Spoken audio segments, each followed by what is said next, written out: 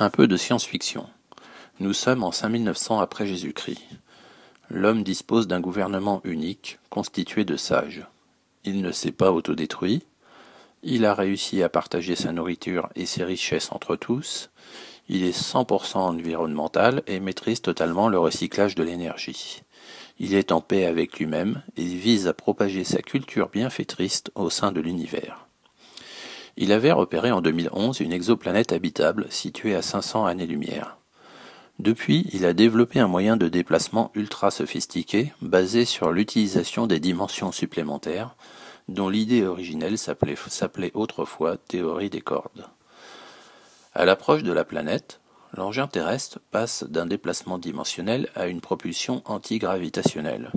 L'homme sait que cette planète dispose d'une atmosphère compatible avec son organisme.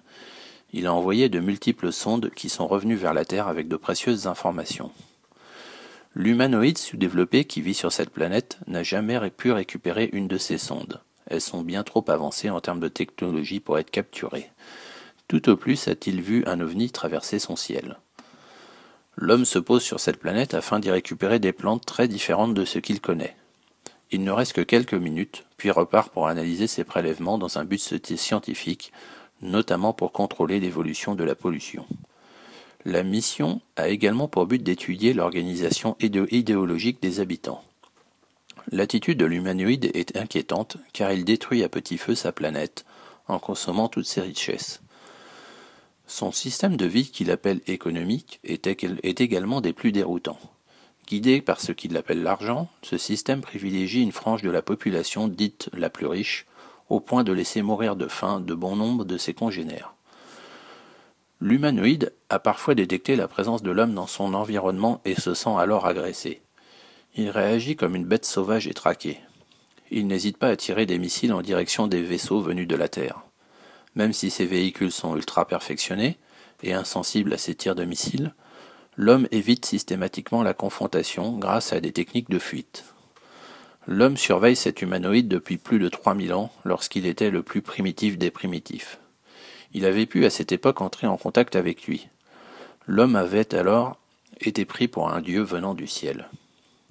Il était d'ailleurs impossible de communiquer avec l'humanoïde, car sa seule préoccupation est de faire du feu pour se réchauffer et se nourrir.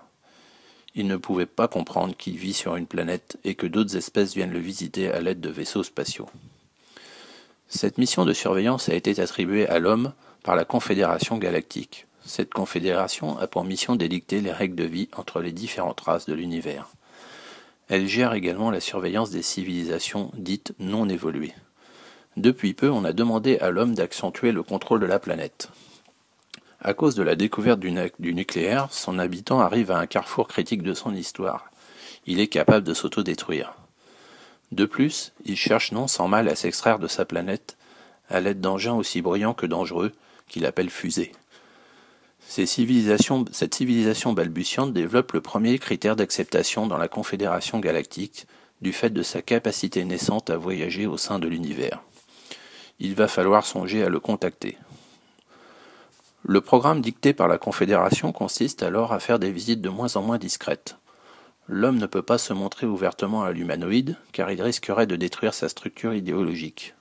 L'homme doit simplement se montrer par petites touches, insufflant ainsi progressivement la possibilité de son existence. Aussi mauvaise soit l'organisation d'une civilisation, la Confédération galactique interdit tout interventionnisme direct et délibéré. Le libre arbitre de chaque civilisation est la seule religion de la Confédération. Il n'y a aucune exception.